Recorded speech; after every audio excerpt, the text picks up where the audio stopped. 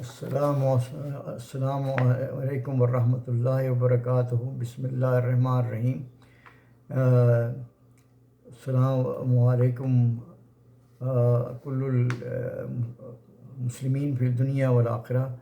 اللہ تعالیٰ پاک اسلام کے نبی کریم صلی اللہ علیہ وسلم پر درود و السلام بھیجے اور ان کے درجات بلند کرے اور ہمیں ان کی عمل کرنے کی توفیق عطا فرمائے۔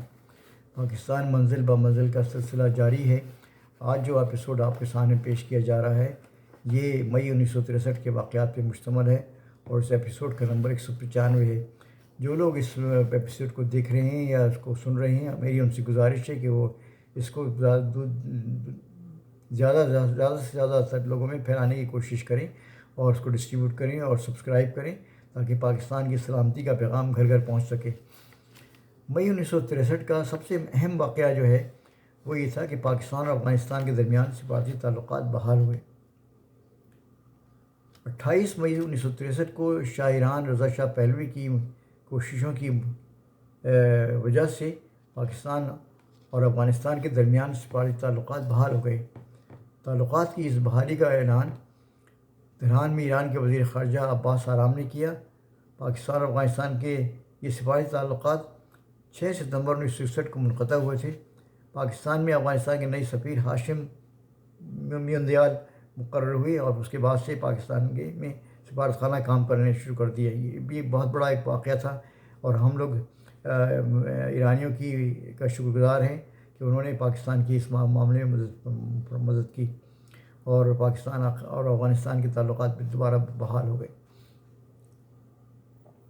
مئی 1963 کا واقعہ ایک مشہور واقعہ یہ ہے کہ صدر ایوب خان کنونشن مسلم لیگ میں شامل ہو گئے آخرکار۔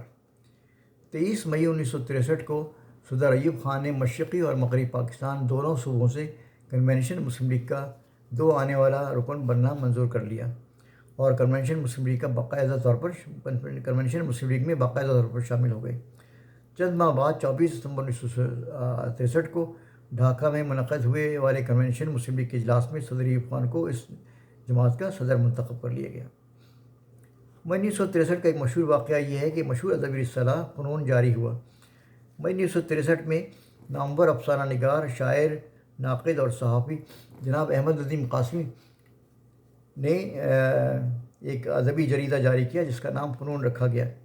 فنون کا پہلا شمارہ 300 صفحات پر مشتمل تھا اور اس کا جو سالانہ چندہ تھا وہ 10 روپے تھا اور ایک شمارے کی قیمت 3 روپے مقرر کی گئی تھی۔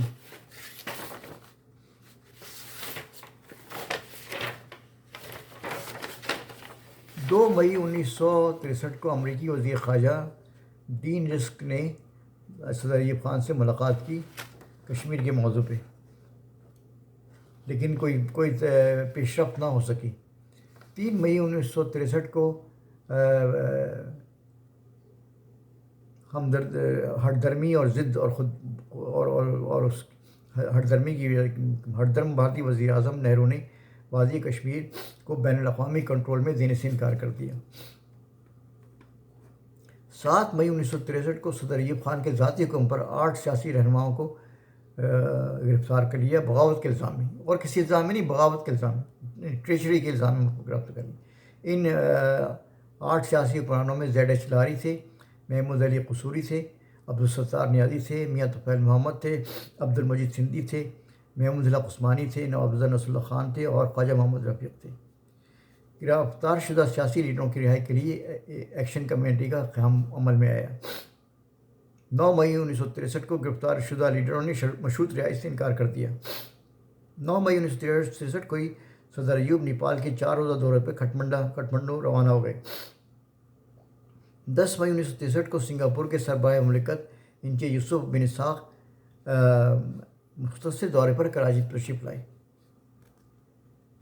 10 مئی 1963 کو کراچی میں جائیداد پر بھاری ٹیکسوں کے خلاف شہریوں کا احتجاج۔ 10 مئی 1963 کو ایوب خان کو ان کی اپنی درخواست پر نیپال کی شاہی فوج کا اعزازی فیلڈ مارشل مقرر کر دیا گیا۔ یعنی جب ایوب خان تشریف لے گئے تو ایوب خان نے پرسنل درخواست کی ان کے نیپال کے بادشاہ سے کہ مجھے نیپال کی شاہی فوج کا فیلڈ مارشل مقرر کر دیا جائے۔ بتائیے کتنی افسوس کی بات ہے کہ ایک ہیڈ آف اسٹیٹ کسی ملک کا یہ کہہ رہا ہے کہ مجھے فیلڈ مارشل مقرر کر دیا جائے۔ تو بہرحال شاہ برندرا نے ان کی بات مان لی، کیونکہ ظاہر ہے وہ چھوٹا سا ملک ہے، نیپال کمزور ملک ہے اور پاکستان سے اس کی بہت بڑی تجارت بھی ہے، تو انہوں نے آخرکار ایوب خان کو اپنا فوج کا اعزازی فیلڈ مارشل مقرر کر دیا۔ یہ تھی کہانی سر جناب ڈکٹیٹر صاحب کی۔ 12 مئی 1963 کو مرکزی کابینہ کے 6، مغربی پاکستان کے 7 اور مشرقی پاکستان کے کابینہ میں 2 کے علاوہ تمام وزیر اسمبلیوں کی رکنیت سے محروم ہو گئے۔ سپریم کورٹ نے ان وزیروں کی درخواست مسترد کر دی۔ 14 مئی 1963 کو خالد اسحاق مغربی پاکستان کے ایڈوکیٹ جنرل مقرر کیے گئے۔ 24 مئی 1963 کو جی احمد کو امریکہ میں پاکستان کا سفیر مقرر کر دیا گیا۔ 26 مئی 1963 کو ایوب خان کے دست راست جنرل واجد علی برقی کو اسپین میں پاکستان کا سفیر مقرر کر دیا گیا۔ یہ جنرل واجد علی برقی اسکندر مرزا کا تختہ لوٹنے میں پیش تھے اور اس جو پہلی مارشل لا کیبنٹ تھے اس کے ممبر تھے یہ جنرل واجد علی برقی صاحب۔ یہ جو ایوب خان کی جو سپورٹ کرنے میں ان کا یہ انعام دیا گیا کہ ان کو اسپین میں پاکستان کا سفیر مقرر کر دیا گیا۔ 27 مئی 1963 کو ایس کے دہلوی کو متحدہ عرب جمہوریہ میں پاکستان کا سفیر مقرر کر دیا گیا۔ 28 مئی 1963 کو بھارتی فلموں کی نمائش کے خلاف پاکستان کے فلمی ستاروں کا احتجاجی قافلہ راولپنڈی پہنچ گیا۔ مئی 1963 کا ایک مشہور واقعہ یہ کہ مشہور مزاح نگار شوکت تھانوی کی وفات ہوئی۔ 4 مئی 1963 کو اردو کے نامور مزاح نگار، شاعر اور صحافی جناب شوکت تھانوی لاہور میں انتقال کر گئے۔ انہیں لاہور میں حضرت میاں میر کی قبرستان میں سپرد خاک کیا گیا۔ قیام پاکستان کے بعد جناب شوکت تھانوی پہلے کراچی اور پھر راولپنڈی میں مقیم ہوئے، جہاں وہ روزنامہ جنگ راولپنڈی کے مدیر مقرر ہوئے۔